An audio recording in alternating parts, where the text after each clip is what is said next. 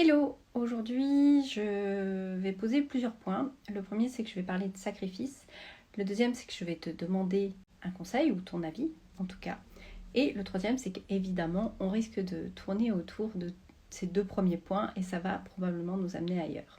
Notamment au partage d'une expérience personnelle, puisque c'est sur cette base-là que je vais vous demander votre avis. On commence par la notion de sacrifice. La notion de sacrifice, qu'est-ce que c'est? C'est de donner de sa personne pour quelque chose en particulier. Le sacrifice, il n'est pas nécessairement quelque chose de douloureux ou quelque chose de pénalisant ou quelque chose de souffrant. C'est simplement de donner de soi.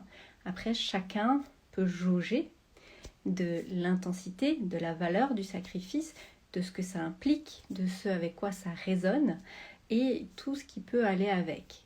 Quelque chose qui peut sembler être un grand sacrifice pour une personne peut sembler être peu de choses pour d'autres, et la personne qui elle-même va choisir de faire un sacrifice va le faire normalement en connaissance de cause et en conscience sur ce que ça lui coûte de le faire en fonction de ce qu'elle pense en retirer ou la valeur de ce pourquoi elle le fait.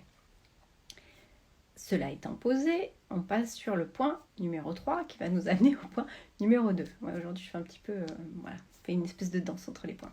Si tu me suis depuis un petit moment, probablement que tu sais que j'ai allaité mon enfant jusqu'à à peu près ses 2 ans, plus ou moins, et que donc par conséquent, et c'est une chance, je trouve, il n'a pas eu à avoir ni tétine, ni doudou, ni ce genre de choses. Sauf que quand j'ai souhaité arrêter l'allaitement, ce que lui ne souhaitait pas réellement, mais on était dans une fenêtre où ça commençait à devenir possible, donc ça s'est fait tout en douceur.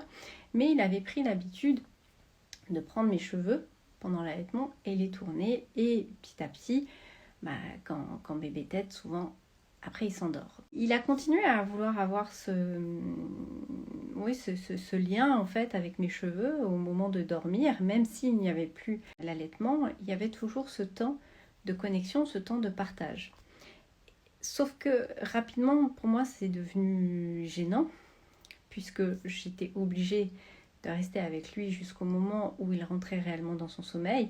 En plus de ça, on était dans l'été, même les bébés transpirent des mains, ils ont les doigts qui collent, donc ils me tiraient les cheveux, ils m'arrachaient les cheveux, c'était devenu un petit peu pénible. Et dans cette composante-là, j'ai fait le choix, à un moment donné, de me couper une grande longueur de cheveux, à peu près 20 cm, un petit peu moins de 20 cm. Et avec Chéri, on a fabriqué en fait un doudou avec une mèche de cheveux. Et depuis, c'est devenu son doudou pour la nuit en fait, pour le dodo de la nuit. Il s'en sert pas en journée, mais la nuit en tout cas, c'est quelque chose qui pour lui est important. Sauf qu'il l'a perdu. Donc là, il a maintenant 2 ans et demi, c'est devenu son habitude, c'est devenu finalement son doudou de la nuit.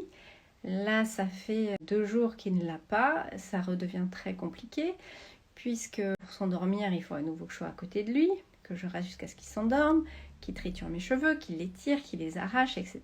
Le choix se pose sur la notion de sacrifice. À quel endroit est-ce que je choisis de faire sacrifice? Est-ce que je me sacrifie dans ce temps jusqu'au moment où il s'endort, mais est-ce que c'est vraiment juste pour moi, sachant qu'en plus, depuis qu'il n'y a plus doudou, il met beaucoup plus de temps à s'endormir que d'habitude? Ou est-ce que je positionne mon sacrifice sur le fait de dire ok, j'ai récupéré un petit peu de longueur, est-ce que je recommence à couper à peu près ça de cheveux, mais du coup sur l'ensemble de la chevelure, sinon ça va être bizarre, ou est-ce que je fais appel à un coiffeur qui pourrait me donner une idée à ce niveau-là? La vraie question se pose là, à quel endroit je choisis de faire sacrifice? Est-ce que je le fais ou pas? Ça peut être aussi une autre possibilité, se dire non, on va pas retourner dans ça, on va essayer de trouver un substitut, on va chercher à trouver quelque chose qui va me préserver de sacrifier quoi que ce soit, ce qui pourrait être une solution.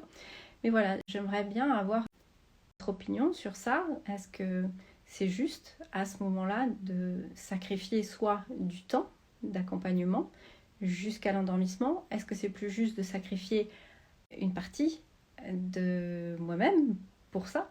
Ou est-ce que c'est plus juste de se dire non, on va forcer bébé à trouver d'autres solutions pour pouvoir lui-même trouver la ressource qui va, à partir de maintenant, l'accompagner dans son sommeil?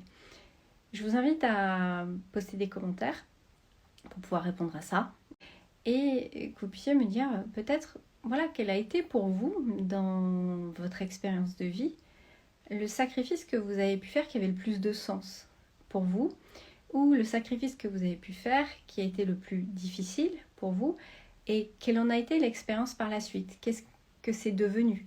Est-ce que ce sacrifice a été réellement utile, ou est-ce qu'il s'est révélé tout de suite ou au bout d'un certain temps être inutile? Ce sont des questions, à mon sens, qui sont importantes. Parce que si je reviens au début, le sacrifice, c'est cette notion de donner de soi, donner quelque chose de soi par rapport à la valeur ou par rapport au retour que nous allons donner à ce sacrifice ou à ce que l'on va en tirer en retour. Du coup, c'est important de pouvoir prendre le temps justement de regarder dans ces moments-là où on a choisi de faire le sacrifice, ce qui est pour nous en tout cas un sacrifice, est-ce que ça a valu le coup ou pas, et qu'est-ce que ça nous a apporté, qu'est-ce qu'on en a appris.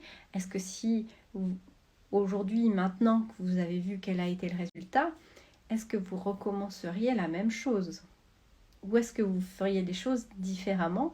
Et si vous faisiez les choses différemment, qu'est-ce qui changerait?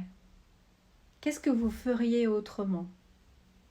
L'idée n'étant pas de rentrer dans un processus de regret, mais plus de rentrer dans un processus de conscientisation de comment on va utiliser une expérience qui nous a été donnée de faire pour pouvoir en faire une source d'apprentissage ou une source d'enseignement.